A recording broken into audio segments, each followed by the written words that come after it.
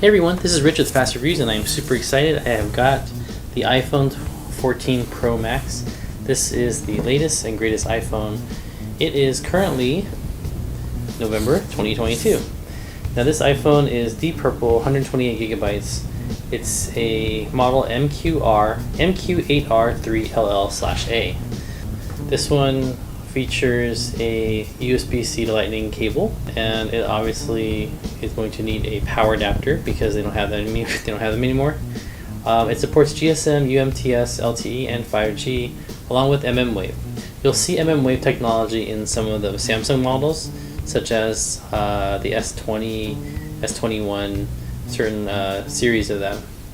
This is also got Wi-Fi, Bluetooth, NFC, and GPS. So without further ado, let's get to unboxing this. Oops, we don't need these. Apple has made it easy. Apple has provided us with a nice little pull tab. Let's go ahead and pull it.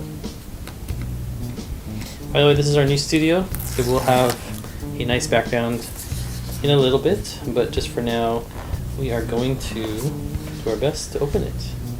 So look at that, it's got a nice color, nice, kind of like a dark gray, but with a hint of purple. So very beautiful color here. You've got a camera bump that sticks out quite predominantly. Now it does have a screen protector that is temporary, so you'll need to put a real one on. Okay. But it's nice that they have that because this way you can just go right into installing your tempered glass protector. Let's go ahead and power it on. Not much here. It says you no longer need a physical SIM card. Activate your eSIM during phone setup. Comes with the Apple sticker, and it comes with a USB-C to Lightning cable. Okay. So, interesting. There's no SIM cards anymore. So as you can see, we've got this powering up right now. Let's take a look at some of the features while it does that. Got a beautiful purple gradient.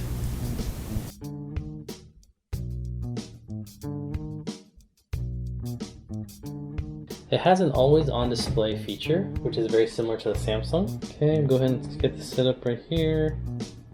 You can actually connect your current iPhone or iPad near this iPhone, which is pretty cool. So you can see here that the old iPhone is transferring data to the new iPhone, and also the phone number is being transferred as well too, without having to switch SIM cards. It's also got movable widgets because it has iOS 16, and it's also got a brighter display. This is called a Super Retina XDR display.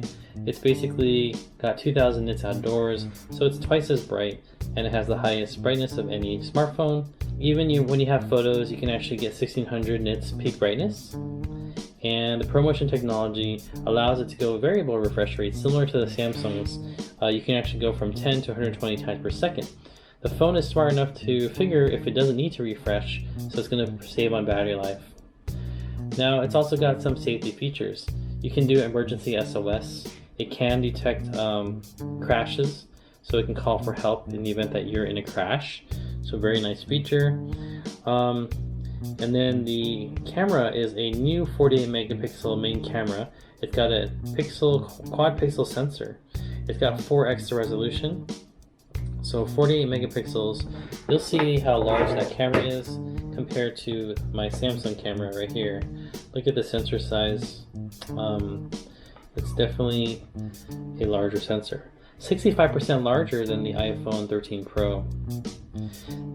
It's also got some of the features that has adaptive shooting, which Samsung has had. For example, if you want to optimize the light, the sensor can actually combine the images into one large pixel. I don't know whether it includes the aperture, the automatic aperture that some of the newer phones have, but the quad pixel sensor is a game changer for photographers, at least those photographers that want to use their phone. Now you still got the 0.5x ultra wide 13mm, the ultra wide macro sensor. So if you want to zoom in on really tight objects, you have it. You also have the 1X main, which is the main camera, 24mm. You got the telephoto, which is 2X, 48mm, and you got 3X telephoto, which is 77mm. Now it has a 2X optical quality telephoto to its zoom range. That means you can actually frame pretty well with the new technology. Now low light photo is very similar now to Samsung because you can take low light photos off of the main camera. The phone is smart enough to figure out which camera to use to enhance that main photo. Now you've got 4K HDR at 24 frames per second. They're saying that's the film industry standard. 4K 30 frames per second. This camera right here, which is about 4 years old, is doing 30 frames per second.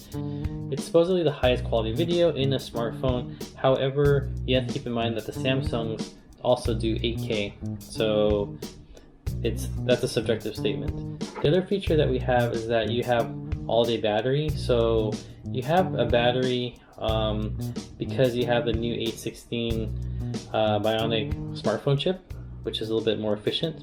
You can do 29 hours of video playback, or 29 hours on the iPhone 14 Pro Max versus 23 hours on the iPhone 14 Pro.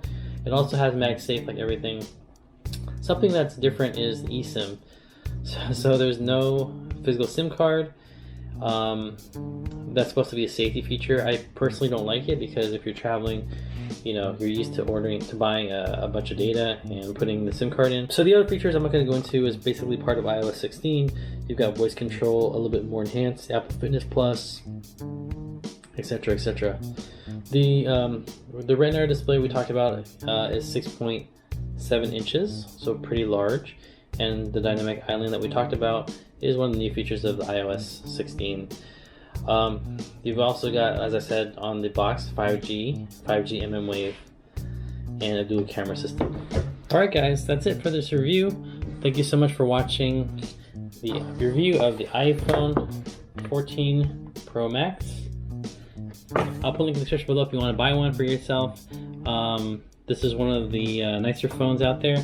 You've got a lot of nice features. It's fast, it's dynamic, and it gives you a ton of battery life. 29 hours is amazing. So check out the link below. If you have any questions, please feel free to comment down below, and I will see you in the future.